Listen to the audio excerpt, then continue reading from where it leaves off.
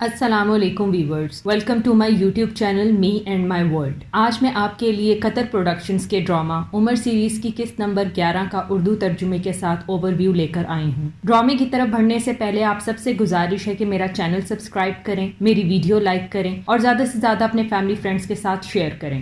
شکریہ۔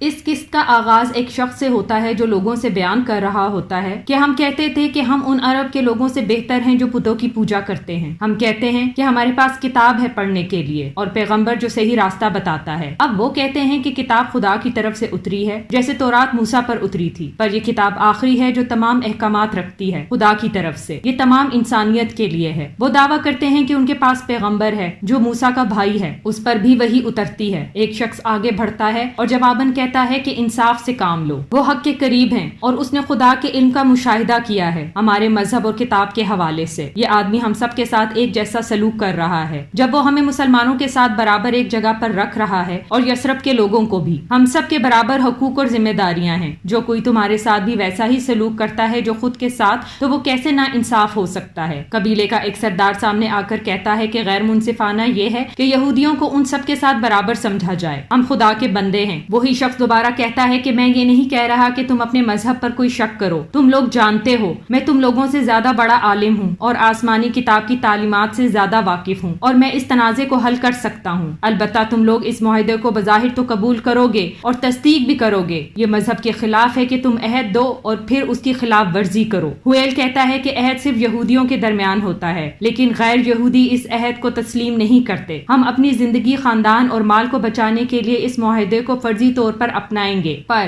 ہم خلاف ہوں گے جب ہمیں ہونا ہوگا۔ یہ جانور کی طرح ہیں، جب وہ غصے میں ہوتے ہیں تو تم انہیں پیار سے بلاتے ہو اور پھر ان کو باندھ دیتے ہو۔ وہی عالم شخص کہتا ہے میں اس طرح مذہب کو نہیں سمجھتا جیسا تم بیان کر رہے ہو۔ اس منظر میں حضرت بلال مسجد میں اذان دے رہے ہیں اور تمام لوگ ان کی طرف متوجہ ہو رہے ہیں۔ عمر ابو بکر کو کہتے ہیں کہ یہ وہی ہے جو میں نے خواب میں دیکھا تھا، میں دوڑ کر رسول کے پاس جا کر یہ سب بتانا چاہتا ہوں، لیکن میں بلال کی اذان سن لوں۔ ابو بکر عمر سے کہتے ہیں کہ عبداللہ ابن زید نے بھی یہی خواب دیکھا تھا اور اس نے رسول کو یہ بات بتائی اور انہوں نے کہا یہ سچا خواب ہے۔ محمد نے یہ بلال کو سکھایا اور پھر اس نے یہ اذان دی۔ ساری تعریفیں خدا کے لیے جس نے ہمیں یہ سکھایا، ہمارا اس کے سوا کوئی رہنما نہیں۔ عمر کہتے ہیں ساری تعریفیں اسی کے لیے جس نے ہمارے لیے اس معاملے میں راستہ صاف کر دیا۔ اب ہمیں کسی شاخ، ٹہنی، گھنٹی یا آگ کی ضرورت نہیں جو نماز کا وقت بتا سکے۔ ابو بکر عمر سے کہتے ہیں جاؤ اور رسول کو اپنا خواب بتاؤ۔ عمر کہتے ہیں تم بہت اچھے حمایتی ہو ابو بکر۔ اس منظر میں ابو سلیمان عمر ابن العاص کو کہتا ہے کہ وہ مکہ نہیں ہے جسے ہم جانتے تھے۔ عمر کہتا ہے کیا تم محمد اور اس کے اصحابہ کی ہجرت کے حوالے سے کہہ رہے ہو؟ ابو سلیمان اور تمہارے اور اپنے باپ کی موت کے بارے میں بھی، ان کی قبروں پر گھاس اگے وہ دعا کرتا ہے۔ عمر مجھے نہیں پتا کہ ان کی موت اچھے کے لیے ہوئی ہے یا برے کے لیے، کیونکہ پہلے یہ معاملہ حل نہیں ہوا۔ ابو سلیمان وہ مر گئے اور اپنی دشمنی میراث میں چھوڑ گئے۔ پہلے وہ فیصلہ کرتے تھے جو سب کے حق میں بہتر ہوتا تھا، اب ہمیں اپنا فیصلہ خود لینا ہوگا، اس سے پہلے کہ معاملہ اور بھی پیچیدہ ہو جائے۔ مجھے دیکھو میں محمد کے خلاف ہوں اور اپنے ہی لوگوں کے مذہب کو اپنایا ہوا ہے، پر میں اداس کیوں ہوں؟ کیونکہ ہمارے لوگوں کا ایک بڑا حصہ ہمیں چھوڑ گیا ہے اور یثرب چلا گیا ہے۔ کیا تم محسوس نہیں کرتے تم نے ابھی اپنے وجود کا حصہ کھو دیا ہو؟ کیا تم اپنی زندگی میں کچھ کمی محسوس نہیں کرتے، جیسا کہ ایک راہگیر اپنے خاندان کو یاد کرتا ہے؟ کیسا لگے گا جب ہم اپنے ہی لوگوں سے جا کر لڑیں گے اور ساتھ ہی یثرب کے لوگوں سے بھی؟ اگر ہم جیت گئے اور میں ہارنا نہیں چاہتا، پر کیا میں خوش ہوں گا اگر میں انہیں ہرا دوں؟ اور اگر ہم ہار گئے تو پھر نہ ہی میں کھانے پینے سے لطف اندوز ہوں گا۔ یہ کس طرح کی دشمنی ہے کہ اگر ہم جیت گئے تو خوشی نہیں ملے گی اور ہار بھی قبول نہ ہوگی؟ عمر کہتا ہے ابو سلیمان میں ابھی بھی اپنی پرانی رائے پر قائم ہوں، حلوے کا مزہ تب آئے گا جب ہم کھائیں گے۔ اگر محمد سچے ہیں کہ خدا نے انہیں رسول بنا کر بھیجا ہے تو ان کی فتح ہوگی، اور اگر ہم نے انہیں ہرا دیا اور اپنے باپ دادا کے دین پر قائم رہے تو ہمیں پچھتاوا نہ ہوگا۔ ابو سلیمان کہتا ہے تم نے کیا کہا؟ اگر محمد حق پہ ہیں تو وہ فتح یاب ہوں گے، وہ محفوظ رہیں گے، اور اگر وہ غلط ہوئے تو تم ان سے محفوظ رہو گے۔ تعلیمی طور پر تمہاری رائے تمہیں ذہنی سکون دیتی ہے۔ ابو سلیمان یہ کہہ کر وہاں سے چلا جاتا ہے۔ اس منظر میں مدینے میں حضرت عمر خطاب کرتے ہیں کہ انصار اور مہاجر لوگوں جنگ کرو، قریش کا کاروان نزدیک ہے جو شام سے آ رہا ہے، ان کے پاس تمہارا مال ہے جو انہوں نے تم سے ناجائز لیا تھا جب تم لوگ ہجرت کر رہے تھے۔ رسول نے زور دیا ہے کہ انہیں روکو، خدا اسے تمہارے لیے نفع بخش بنائے۔ سب لوگ کہتے ہیں کہ جلدی ہتھیار اٹھاؤ، مسلمانوں اور خدا کے رسول کے ساتھ بیوت السقیہ میں شامل ہو جاؤ۔ وہیں موجود ایک شخص کہتا ہے یہ لوگ اپنے مذہب سے دھوکہ کھا رہے ہیں، انہیں لگتا ہے کہ قریش ڈر جائے گا اور انہیں ان کا مال سونپ دے گا۔ میں ان سب کو قتل ہوتے ہوئے دیکھ رہا ہوں۔ حویب کہتا ہے ہمیں اسی کی امید کرنی چاہیے، تبھی قریش وہ حاصل کرے گا جو ہم نہ کر پائے۔ اس آدمی کا سحر شکست پائے گا اور ہم اپنی گزشتہ حالت میں واپس آ جائیں گے۔ اس منظر میں ایک شخص گھوڑے پر سوار مکے میں داخل ہوتے ہوئے چلاتا ہے، مدد، مصیبت، تباہی، قریش کے لوگوں مدد کرو، تمہارا مال جو ابو سفیان کے پاس ہے اسے محمد اور ان کے ساتھیوں نے راستے میں روک لیا ہے، مجھے شک ہے کہ تم اپنے کاروان کو نہیں بچا سکو گے۔ ابو الحکم یہ سن کر اپنے ساتھیوں سے کہتا ہے تم نے سنا اس دھمکی کو، اس جنگ کے اعلان کو؟ اگر تم سستی دکھاؤ گے تو اپنے مال سے ہاتھ دھو بیٹھو گے اور اس عزت سے بھی جو عرب نے ہمیں دی ہے۔ جنگ کے لیے تیار ہو جاؤ، اور اگر کوئی ہمارے ساتھ نہیں جا سکتا تو وہ اپنی جگہ پر ہی رکے، لیکن یہ سب ہمیں رات ڈھلنے سے پہلے کرنا ہوگا۔ یہ سب آوازیں ابو یزید کے بیٹے عبداللہ اور ابو جندل قید خانے میں سنتے ہیں۔ ابو جندل عبداللہ سے پوچھتا ہے کیا تم نے اندازہ لگایا یہ کس طرح کی آوازیں ہیں؟ عبداللہ کہتا ہے یہ آوازیں جنگ کی ہیں۔ اتنے میں ابو یزید وہاں سے گزرتا ہے اور وہ اس سے پوچھتے ہیں کہ کون دشمن ہے؟ ابو یزید جواب دیتا ہے تمہارا دوست۔ عبداللہ کہتا ہے رسول خدا؟ ابو یزید کہتا ہے اس نے ہمارے پاس کوئی راستہ نہیں چھوڑا، اس نے ہمارے کاروان کو روک لیا ہے۔ ابو جندل پوچھتا ہے آپ کا کیا آپ ان کے ساتھ جا رہے ہیں؟ ابو یزید کہتا ہے کیا تم نے اپنے باپ کو بزدل سمجھا ہے؟ ابو جندل تمام طاقتیں خدا کے ہاتھ میں ہیں۔ ابو یزید کہتا ہے تم اسے دہراتے رہو اپنی مرضی سے، یہ تمہیں ان زنجیروں سے نہیں بچا سکتی۔ ابو جندل کہتا ہے میں آپ کے لیے ڈرتا ہوں کہ آپ کسی کو قتل کر دیں گے یا پھر قتل ہو جائیں گے۔ اگر آپ مسلمان ہوتے ہوئے قتل ہوئے تو آپ کے سارے گناہ معاف ہو جائیں گے، اور اگر آپ کافر ہی قتل ہو گئے تو پھر آپ کی بخشش نہ ہوگی۔ ابو یزید یہ سن کر چلا جاتا ہے۔ ابو یزید دوبارہ اپنے دونوں بیٹوں کے پاس آتا ہے اور کہتا ہے کہ میں نے غلام کو ہدایت دے دی ہے کہ وہ تمہارا خیال رکھے۔ ابو جندل کہتا ہے تب کیا ہوگا اگر آپ واپس نہ آئے؟ ابو یزید کہتا ہے تو تم اپنے باپ کو کچھ کالیاں دینا اور اسے الوداع کر دینا۔ ابو جندل کہتے ہیں کیا آپ یہ سوچ رہے ہیں کہ ہم رسول خدا کے خلاف آپ کی جیت کی دعا کریں گے؟ میں نبی کی جیت کے لیے دعا کروں گا اور آپ کے لیے کہ آپ آسمانی تعلیمات کو مانیں اور محفوظ رہیں۔ ابو یزید جانے لگتا ہے کہ عبداللہ ابو یزید کو روک لیتا ہے اور کہتا ہے کہ میں نے کبھی بھی خون کی طاقت کو محفوظ نہیں کیا حتیٰ کہ آپ کو جنگ کے لیے تیار دیکھا، مجھے کھول دو تاکہ آپ کے ساتھ جاؤں اور لڑوں۔ ابو یزید کہتا ہے کیا تم سوچ رہے ہو کہ اپنے باپ کو دھوکہ دے دو گے؟ عبداللہ کہتا ہے کیا آپ نے مجھے کبھی دھوکہ دیتے دیکھا ہے؟ اگر میں آپ کو دھوکہ دینا چاہتا تو بہت پہلے دھوکہ دے چکا ہوتا۔ ابو یزید کہتا ہے کیا تم محمد کے خلاف لڑنا چاہتے ہو جبکہ تم اس کا دین مانتے ہو؟ عبداللہ کہتا ہے میں اب یہ جانتا ہوں کہ اگر یہ سب حق ہوتا اور خدا میرے ساتھ ہوتا تو میں ان زنجیروں میں اتنا عرصہ نہ ہوتا۔ جب میں نے آپ کو جاتے ہوئے دیکھا تو کسی چیز نے میرے دل کو ملامت کیا، میں اب اپنے باپ کا دفاع کرنا چاہتا ہوں۔ ابو جندل یہ سن کر کہتا ہے تمام طاقتیں خدا کے حکم سے کام کرتی ہیں۔ ابو یزید ابو جندل کو کہتا ہے کہ تم نے سنا جو تمہارے بھائی نے کہا، اور تمہارا کیا؟ ابو جندل کہتا ہے میں یہ کہوں گا کہ تمام طاقتیں خدا کی مدد سے کام کرتی ہیں۔ ابو یزید کہتا ہے ستیہ ناس ہو تمہارا، کیا تم اس سے پیار نہیں کرتے؟ یہ وہی ہے جس نے ماضی میں تمہارا دماغ خراب کیا تھا اور اب یہ اپنے ہوش و حواس میں واپس آ گیا ہے۔ ابو جندل کہتا ہے میں نے اس کی بات مانی جب میں نے اس سے حق سیکھا، لیکن اب یہ کفر کی طرف واپس لوٹ گیا ہے، کتنا برا ہے۔ ابو یزید عبداللہ کے پاؤں کی ہتھکڑیاں کھول دیتا ہے۔ اس منظر میں ابو الحکم جنگ کے لیے تیار ہو کر گھر سے نکلتا ہے۔ اتنے میں ابو سلیمان بھی تیار ہو کر آ جاتا ہے۔ ابو الحکم ابو سلیمان سے پوچھتا ہے کہ تم تو بالکل تیار نظر آ رہے ہو۔ ابو سلیمان کہتا ہے ہاں بالکل۔ ابو الحکم اسے کہتا ہے یہ بہتر ہوگا کہ مخزوم قبیلہ ہر طرح سے اپنی شان برقرار رکھے، میں اور اکرمہ اپنے ساتھیوں سمیت محمد کو روکیں گے، لیکن یہ بہتر ہوگا کہ تم مکہ کو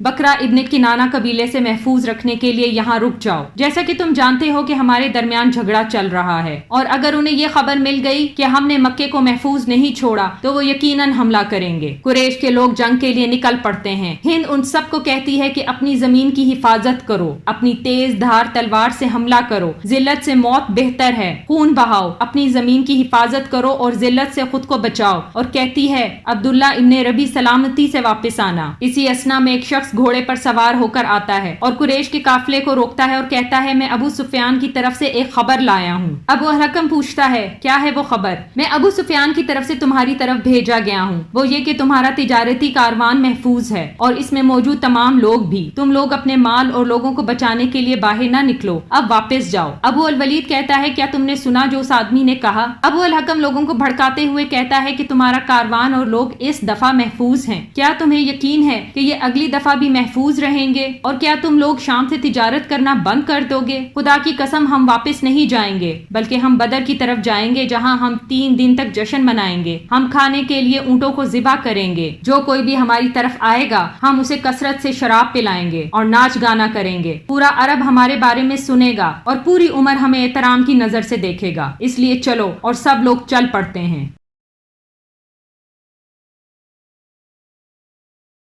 کافروں میں سے ایک شخص کہتا ہے کیوں نہ کوئی جائے اور ان کی تعداد کا اندازہ لگائے۔ ابو یزید عمر بن وہب کی طرف دیکھتے ہیں تو وہ سر ہلاتا ہے۔ وہی شخص ایک ٹیلے پر کھڑا ہو کر مسلمانوں کے قافلے کو دیکھتا ہے اور دوسرے ہی منظر میں عبداللہ اپنے گھوڑے پر بیٹھ کر فرار ہو جاتا ہے۔ ایک شخص بھاگتے ہوئے اسے دیکھ لیتا ہے اور وہ پھر ابو یزید کے پاس جا کر کہتا ہے کہ تمہارا بیٹا محمد کے ساتھیوں کی طرف بھاگ گیا، مجھے نہیں لگتا کہ وہ پکڑا جائے گا۔ ابو الحکم ابو یزید کو کہتا ہے کیا تم نے سنا؟ ابو یزید غصے میں کہتا ہے کہ اب یہ سب ہونے کے بعد تم مجھ سے کیا چاہتے ہو؟ خدا کی قسم کوئی بھی اس کو پکڑ نہیں سکتا اگر وہ اپنے گھوڑے پر سوار ہو۔ ابو الحکم کہتا ہے خدا کی قسم تمہارے بیٹے نے تمہیں دھوکہ دیا، وہ تمہارے ساتھ اس لیے باہر آیا تاکہ وہ کر سکے جو وہ کرنا چاہتا ہے۔ ابو یزید کہتا ہے کیا میں اس کے دل میں جو چل رہا ہے معلوم کر سکتا تھا؟ ابو الولید ابو یزید کے پاس آتا ہے اور کہتا ہے تمہارا بیٹا وہاں ہے جہاں پر میرا بیٹا ہے، اب ہم اپنے بیٹوں کے خلاف لڑیں گے؟ کیا ہم اسے پسند کریں گے؟ اس منظر میں عبداللہ اپنے گھوڑے پر سوار ہو کر مسلمانوں کے قافلے تک پہنچ جاتے ہیں اور عمر انہیں دیکھ کر گلے لگا لیتے ہیں اور کہتے ہیں تمام تعریفیں اس ذات کے لیے جس نے تمہیں ان سے چھٹکارا دلایا، بے شک اللہ کی مرضی ہے کہ تم رسول خدا کا ساتھ دو۔ عمر عبداللہ سے ابو جندل کے بارے میں پوچھتے ہیں تو انہیں خیال آتا ہے جس میں ابو جندل ان سے کہتے ہیں کہ جاؤ میں تم سے بات نہیں کرنا چاہتا عبداللہ، تم نے مجھے مایوس کیا ہے۔ عبداللہ کیا تم میرے بارے میں یہ سوچتے ہو کہ میں رسول کے ساتھ لڑنے کا موقع کھو دوں؟ ایسا نہیں ہو سکتا، یہ ان کی پہلی جنگ ہے اور میں اس میں ان کا ساتھ دوں گا۔ ابو جندل کہتا ہے تو پھر کیا تم ان لوگوں کے ساتھ رہو گے جب تک تم مسلمانوں کے قریب نہ پہنچ جاؤ اور پھر تم انہیں چھوڑ کے مسلمانوں میں شامل ہو جاؤ گے؟ عبداللہ ہاں میں سر ہلاتا ہے۔ ابو جندل ہنستا ہے اور پھر پوچھتا ہے کہ کیا تم اپنے باپ کے خلاف لڑو گے؟ عبداللہ جواب دیتا ہے میں مشرکوں کے خلاف لڑوں گا۔ اب تمہارا کیا ابو جندل، کیا تم میری طرح سے ہی کرو گے؟ ابو جندل کہتا ہے میں کیا کروں گا جب میں جنگ کے دوران اپنے ہی باپ کو قتل کر دوں اور اگر میں دیکھوں کہ وہ میرے بھائی کو قتل کر رہے ہیں اور اگر میں یہ دیکھوں کہ میرے ہی بھائیوں میں سے کوئی ان کو قتل کرنے کا مقصد رکھتا ہے، میں یہ سب برداشت نہیں کر پاؤں گا۔ عبداللہ میں اسی حالت میں بہتر ہوں جب تک خدا کوئی راستہ نہ نکال دے۔ اس کے ساتھ ہی عبداللہ کا خیال ختم ہو جاتا ہے۔ اس منظر میں عمر بن وہب مسلمانوں کی گنتی کر کے ابو الحکم کے پاس واپس آتا ہے اور کہتا ہے کم از کم 300 آدمی ہیں، میں نے انہیں محفوظ کرنے والی کوئی فوج نہ دیکھی، لیکن قریش کے لوگوں میں اپنے لوگوں کے لیے تباہی دیکھ سکتا ہوں اور میں دیکھ سکتا ہوں بہت سے لوگوں کو قتل ہوتے ہوئے۔ بظاہر ان کے پاس ان کی تلواروں کے علاوہ کچھ بھی نہیں، مجھے لگتا ہے ہمیں تب تک ان کو مارنا نہیں چاہیے جب تک وہ پہل نہ کریں، تم لوگ اپنا فیصلہ کر لو۔ ابو الحکم غصے میں کہتا ہے تم خبیث عورت کے بیٹے، کیا تم ہمارے اقدار کو کمزور کرنا چاہتے ہو؟ ابو الولید وہ وہی کہہ رہا ہے جو اس نے دیکھا، کیا تم اس کی درستگی پر الزام لگا رہے ہو؟ ابو الحکم کہتا ہے اس نے اپنی آنکھوں سے نہیں دیکھا جو اس کے پاس ہیں، لیکن اس نے اپنی بزدلی کی آنکھوں سے سب دیکھا۔ عمر بن وہب جواب دیتا ہے میں بزدل نہیں ہوں، تم کل دیکھ لو گے جو میں نے دیکھا۔ یہ کہہ کر وہ چلا جاتا ہے۔ ابو الولید کہتا ہے قریش کے لوگوں خدا کی قسم تم محمد اور اس کے ساتھیوں سے لڑ کر کچھ حاصل نہ کرو گے، اگر ہم جیت گئے تو بہت سے لوگ ہمیں قاتل کی نگاہ سے دیکھیں گے کیونکہ ہم ان کے بھائیوں، چچا زاد بھائیوں اور قبیلے کے لوگوں کے قاتل ہوں گے۔ واپس چلو اور سارا الزام مجھ پر ڈال دو، محمد کو باقی عرب کے لیے چھوڑ دو، اگر وہ اسے قتل کر دیں تو وہ تمہارا کام کر دیں گے، دوسری صورت میں وہ تمہاری اس کے ساتھ جنگ نہ کرنے کی بات کی تائید کریں گے۔ ابو الحکم خدا کی قسم ہم تب تک واپس نہ جائیں گے جب تک خدا ہمارے اور محمد کے درمیان فیصلہ نہ کر دے، اور ابو الحکم ابو الولید کی بات کو دوبارہ رد کر دیتا ہے۔ اس منظر میں ایک طرف مسلمانوں کی فوج جنگ کے لیے تیار ہوتی ہے اور دوسری طرف ابو الحکم کی فوج، اور وہ انتظار کرتے ہیں کہ کون پہل کرے گا۔ ابو الحکم فوج سے مخاطب ہو کر کہتا ہے جنہوں نے خونی رشتوں کو توڑ دیا اور جھوٹا مذہب ایجاد کیا، ان سب کو آج نیست و نابود کرنا ہے۔ ادھر حضرت حمزہ اپنے سپاہیوں سے مخاطب ہو کر کہتے ہیں جیسا کہ خدا کے رسول نے حکم دیا ہے، ہمارا آج کا نعرہ नारा है अहद अहद। सब मिलकर नारा लगाते हैं और फिजा में ये आवाज गूंजने लगती है। अबू अल वलीद तलवार न्याम से निकालकर मुसलमानों की तरफ आता है और कहता है कि मोहम्मद, हमारे बराबर लोगों को भेजो हमसे लड़ने के लिए। हमजा अली की तरफ देखते हैं। फिर हमजा अली के साथ आगे बढ़ते हैं। अबू अल वलीद उनको देखकर कहता है, हमारी इज्जत के बराबर लोग आगे बढ़े हैं। लड़ाई शुरू होती है और अली अपने मद्दे मुकाबिल बंदे का सर कलम कर देते हैं, जिस पर मुसलमान दोबारा नारा लगाते हैं अहद अहद, और फिर हमजा भी यही करते हैं। तीसरा साथी जब अबू अल वलीद पर हमला करने लगता है तो दोबारा आवाज गूंजती है अहद अहद। इसके बाद अबू अल हकम अपने साथियों को इशारा करता है और सब मैदान की तरफ दौड़ते हैं लड़ाई के लिए, और फिर जंग शुरू होती है। तमाम फर्जंदाने इस्लाम आगे बढ़ते हैं और मुशरिकों से लड़ते हैं और उनको खून में लहूलुहान कर देते हैं। इसी जंग में अबू अल हकम उर्फ अबू जहल भी जख्मी हो जाता है। इब्ने मसूद जख्मी अबू जहल के पास आता है और कहता है, खुदा ने तुम्हें जलील किया, खुदा के दुश्मन हो तुम। जीत खुदा और उसके रसूल की और उसके मानने वालों की हुई है। अबू अल हकम कहता है, छोटे चरवाहे, तुमने बहुत मुश्किल काम कर डाला। इब्ने मसूद अबू अल हकम के सीने में तलवार घोंप देता है और इस तरह एक काफिर दुनिया से खत्म हो जाता है। और ये करके इब्ने मसूद जोर से नारा लगाता है अहद अहद। उधर उमैया चीख चीख कर कह रहा होता है, मुझे कैदी बना लो, तुम्हें अच्छा तावान मिलेगा। बिलाल ये सुन लेता है और कहता है, उमैया इब्ने खिलाफ, मैं फना हो जाऊं अगर तुम्हें जिंदा छोड़ दूं। ये कहकर वो भागता हुआ आता है और उमैया के पेट में अपनी तलवार घोंप कर नारा लगाता है अहद अहद। तमाम मुशरिकीन ये मंजर देख कर अपनी जान बचाने के लिए भागते हैं और बहुत से लोगों को कैद कर लिया जाता है, जिनमें अबू यजीद भी होता है। अब्दुल्ला अपने बाप को कैदी बना देख कर रोने लगता है। हमजा सब लोगों से कहते हैं कि खुदा के रसूल ने हुक्म दिया है कि कैदियों के साथ अच्छा बर्ताव किया जाए। इसके साथ ही इस किस्त का इख्तिताम होता है। आप सबसे गुजारिश है कि मेरा चैनल सब्सक्राइब करें, मेरी वीडियोस लाइक करें और ज्यादा से ज्यादा अपने फैमिली फ्रेंड्स के साथ शेयर करें। अगली किस्त तक के लिए अपना ख्याल रखें। शुक्रिया।